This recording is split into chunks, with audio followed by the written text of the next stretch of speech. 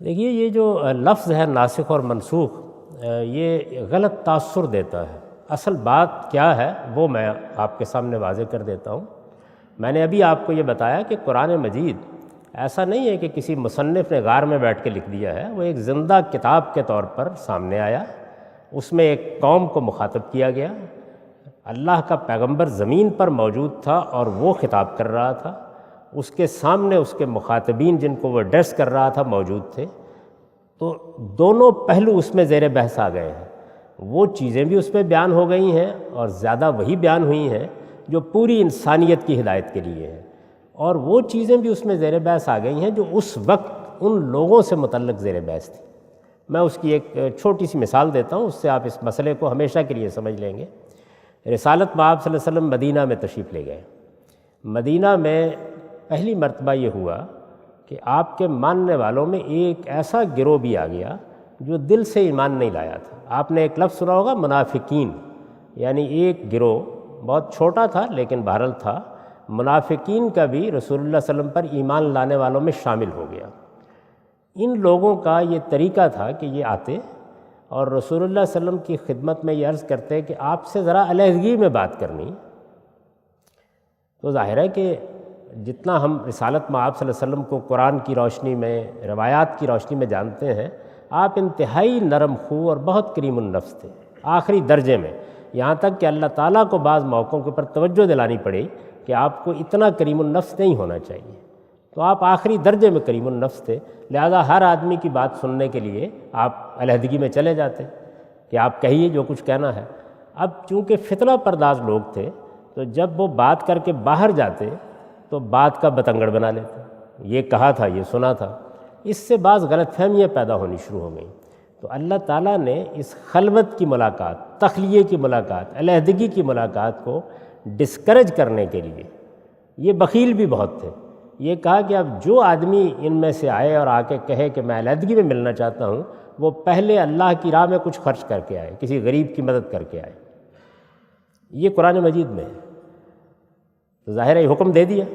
اچھا، اب جو غریب صحابہ تھے ان پر بہت گراں گزرا یہ،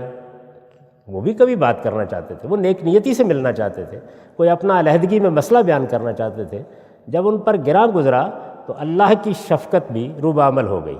تو اللہ تعالیٰ نے فرمایا کہ جن کو توجہ دلانی تھی دلا دی ہے، اب ہم نے یہ حکم ختم کر دیا ہے۔ اس کو ناسخ و منسوخ کہتے ہیں۔ یعنی ایک بات اس وقت کے لوگوں کی اصلاح کے لیے کی گئی، وہ ایک وقتی اور عارضی نوعیت کی ہدایت تھی، کوئی ہمیشہ کا حکم دینا مقصود نہیں تھا، اس کا مقصد پورا ہو گیا، اس کو ختم کر دیا۔ تو یہ دونوں آیتیں جس میں وہ حکم دیا گیا ہے اور جس میں اس کو ختم کیا گیا ہے، وہ ایک ہی جگہ ہے قرآن مجید میں۔ اوپر حکم بیان ہوا ہے اور پھر اس کے بعد جب اس کو ختم کیا ہے تو وہ یہاں سے شروع ہوتا ہے، آشفقتم، تم پر گراں گزرا، تمہیں یہ بات بھاری لگی، لو ہم اس کو ختم کیے دیتے ہیں۔ اس کو کہتے ہیں، یہ بڑی شفقت کے مقامات ہیں، یعنی جو مخاطبین ہیں ان کا لحاظ کر کے، ان کی رعایت کر کے بہت سی باتیں کہی جاتی ہیں۔ تو ایک زندہ کتاب کے طور پر پڑھیے، یعنی کسی